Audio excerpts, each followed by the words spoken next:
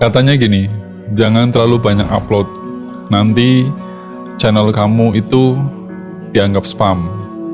Atau jangan sering ubah-ubah niche, nanti algoritmanya bingung. Tapi itu semua bener nggak sih? Nah, hari ini kita lanjut bahas tentang mitos dan fakta algoritma yang masih sering bikin kamu gagal paham. Assalamualaikum, hai halo, selamat datang di A-Vlog, audio visual vlog yang membahas tentang dunia perkontenan dan vlog.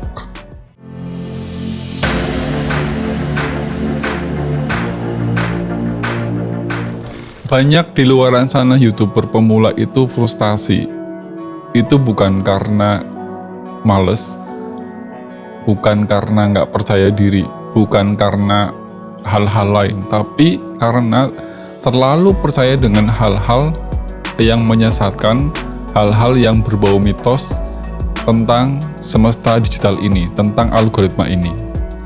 Nah, kalau kamu mau berkembang, sebetulnya kamu harus butuh pemahaman yang benar. Teman-teman harus butuh pemahaman yang benar mengenai semesta digital ini. Pastikan kamu simak sampai habis video ini.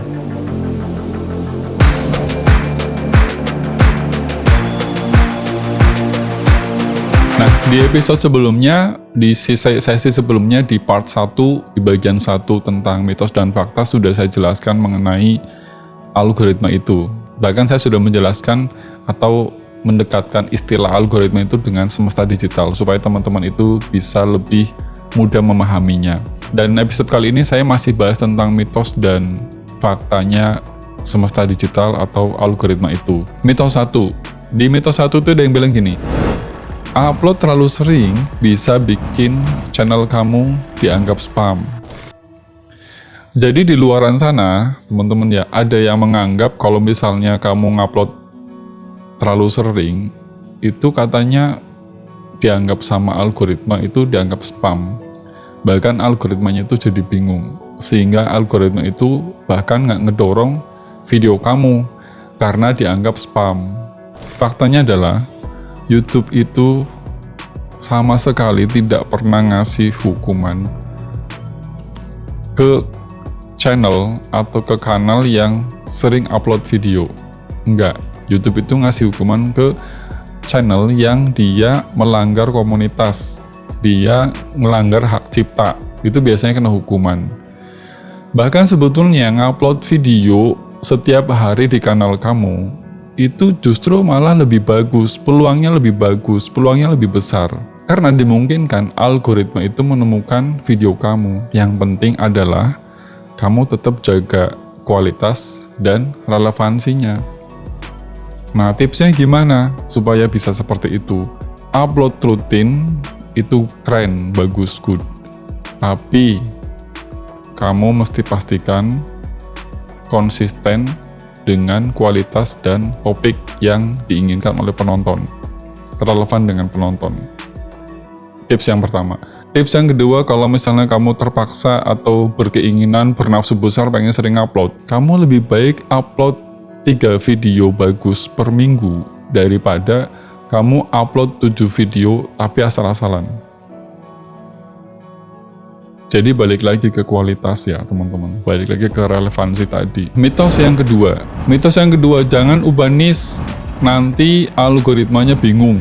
Ini juga ada beberapa teman-teman di luaran sana yang sampai hari ini ketakutan. Di beberapa komentar video yang sudah saya upload itu kadang-kadang ada yang ketakutan mengubah niche. Katanya kalau mengubah niche nanti algoritma YouTube akan menghentikan rekomendasi video kamu. Padahal nggak demikian sebetulnya. Ngubah niche aja gitu kan, tapi ya tadi resikonya ngebangun dari awal. Ini sebetulnya mitos klasik sih yang dialami oleh teman-teman, karena ini sering jadi perdebatan, debatable lah gitu kan. Mendingan jangan ubah. Saya pribadi kadang menyarankan seperti itu, karena pertimbangannya kalau misalnya ubah niche, itu ngebangun laginya susah, karena penontonnya ngerasa terkecoh. Tapi faktanya sebetulnya gini loh teman-teman. Algoritma itu sebetulnya bekerja berdasarkan video, berdasarkan konten, bukan berdasarkan channel. Kalau misalnya kamu punya video dengan minat berbeda, terus kamu pengen menguji ke penonton di kanal kamu, ya silakan upload aja. Yang jelas channel kamu tidak langsung drop juga tidak. Tapi yang pasti YouTube akan mencoba menguji video kamu ini ditawarkan ke penonton kamu itu kira-kira ditonton nggak. Nah, tipsnya kalau misalnya kamu mau ngubah niche, yang paling penting adalah pertama, kalau misalnya kamu ingin pindah niche, lakukan dengan perlahan. Terus lihat data. Buka YouTube analitiknya. Gimana nih penonton kamu, masih pengen nonton video kamu nggak? Kalau sudah nggak, ya udah kamu perlahan aja pindah niche.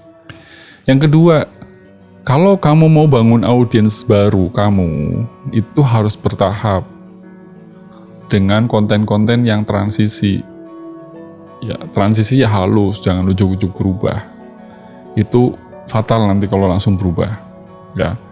Jadi perlahan aja transisi, misalnya dari konten apa, misalnya dari vlog, daily vlog yang tadinya daily vlognya misalnya aktivitas harian, tiba-tiba kamu mau ngubah tentang motovlog, itu bisa, tapi bertransisi aja, itu bisa.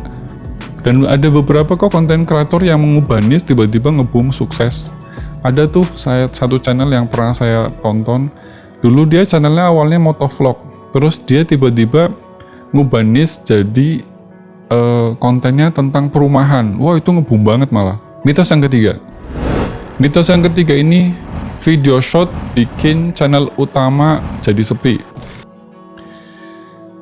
Ini juga sering jadi keresahan kita semua, sering jadi pertanyaan kita semua. Karena biasanya ada anggapan bahwa beberapa kreator itu, kalau misalnya kita sering ngupload short, terus itu katanya bisa mengacaukan performa video panjang yang ada di kanal kita. Ini anggapan di semua, dan ini ramai, sampai sekarang masih ramai jadi anggapan. Padahal faktanya adalah demikian. Short video dan long video itu diperlakukan algoritma YouTube secara terpisah. Jadi beda teman-teman. Jadi algoritmanya si short video dan long video atau video panjang ini emang algoritmanya dipisah, nggak sama, terpisah. Bahkan YouTube ini sekarang justru malah memperkenalkan ada sebut dengan fitur bridge antar format ya. Fitur bridge antar format, biasanya misalnya kamu ngupload video short, itu bisa ngedorong video panjang kamu. Biasanya tuh ada linknya tuh. Ini video ini nge-bridge kemana, itu ada tuh. Karena ternyata banyak sekali kreator-kreator pemula, kreator-kreator baru yang hari ini memanfaatkan short, atau kreator yang sudah lama pun memanfaatkan short untuk boosting subscriber. Itu bahkan hari ini tuh banyak loh kreator yang memanfaatkan short video untuk nge-boosting subscriber. Lalu dari subscriber itu diajak untuk nonton video panjang kamu. Itu banyak dilakukan oleh kreator-kreator hari ini. Mitos yang keempat gini. Algoritma ini hanya pilih video yang dengan clickbait judul dan thumbnails. Teman-teman, judul dan thumbnails ini sebetulnya sangat penting. Sekali lagi sangat penting. Tapi kalau misalnya clickbait atau umpan klik, itu sangat bahaya. Beneran sangat bahaya. Jadi faktanya demikian, algoritma YouTube, semesta digital YouTube itu akan memprioritaskan video yang mendapatkan klik dan retensi. Jadi clickbait itu boleh, tapi kalau misalnya penonton ngeklik karena clickbait, terus dia langsung keluar, itu merupakan sinyal buruk buat kanal kamu. Tipsnya gimana supaya tidak clickbait? Tipsnya adalah, kalau kamu mau ngupload, gunakan thumbnail dan judul yang punya curiosity gap, bukan tipu-tipu. Itu yang pertama. Yang kedua, bangun kepercayaan penonton kamu lewat judul yang menjanjikan dan isi yang sesuai. Jangan juga kamu ngomporin, ya kan? Clickbait itu istilahnya ngomporin lah ya. Ngomporin tapi pas diklik ternyata zong. Nggak bener. Itu juga bahaya buat kanal kamu. Gitu. Di beberapa thumbnails yang saya upload juga ada sih, cuma waktu itu saya pikir ternyata dianggap sama sama penonton dianggap clickbait, padahal bukan gitu, karena dia nontonnya mungkin nggak selesai. Saya jarang sekali menggunakan clickbait, jarang. Mitos yang kelima, begitu diupload, nasib video kamu ditentukan dalam 24 jam. Di luar sana tuh banyak sekali yang percaya soal ini. Jadi kalau misalnya kita ngupload video, teman-teman pas ngupload video, terus kita tunggu selama sehari, terus ini video nggak meledak, berarti video ini dianggapnya tidak punya harapan. Dianggapnya oleh kita, algoritma YouTube itu sudah nggak memberi harapan ke kamu. Padahal tidak demikian faktanya, teman-teman. Faktanya yang benar itu adalah algoritma YouTube itu bekerja jangka panjang. Dia bekerjanya tuh maraton. Bukan sprint ya, bukan jangka pendek. Dia benar-benar jangka panjang. Jadi banyak sekali kok video-video yang meledak setelah berminggu-minggu, setelah berbulan-bulan, itu baru meledak. Ya itu tadi, dan sekali lagi karena cara kerjanya YouTube itu jangka panjang, bukan jangka pendek. Termasuk di video saya, termasuk di konten saya tuh. Saya pernah ngupload film itu saya upload di tahun 2016 kalau nggak salah. Kemudian pas 2019, 2020 itu meledak. Boom, bener-bener meledak. Dan yang nonton sampai jutaan. Itu salah satu yang saya buktikan. Dan ada satu kreator yang saya perhatikan juga tuh, dulu dia ngupload tentang tutorial sinematografi dengan smartphone. Itu saya masih ingat, waktu itu masih biasa aja, belum banyak orang nonton. Sekarang dia meledak, boom, dan yang nonton banyak banget. Tips untuk kamu yang pengen ngupload supaya ini bisa jangka panjang, maksud saya adalah video yang kamu upload itu, sebelum kamu ngupload, sebaiknya pertama yang harus kamu lakukan adalah optimasi judul, deskripsi, dan tag. Walaupun tag tidak begitu berfungsi ya, tapi kamu harus optimasi tadi judulnya, deskripsinya, tag-nya, kemudian thumbnails-nya, karena supaya ini berhubungan langsung dengan algoritma YouTube atau semesta digital YouTube itu, atau lebih tepatnya biar search engine optimization-nya itu betul-betul ngebaca, betul-betul nyangkut dengan video kamu. Lalu yang kedua, tips yang kedua, kamu harus kasih kesempatan ke video itu. Beri waktu aja, udah biarin aja.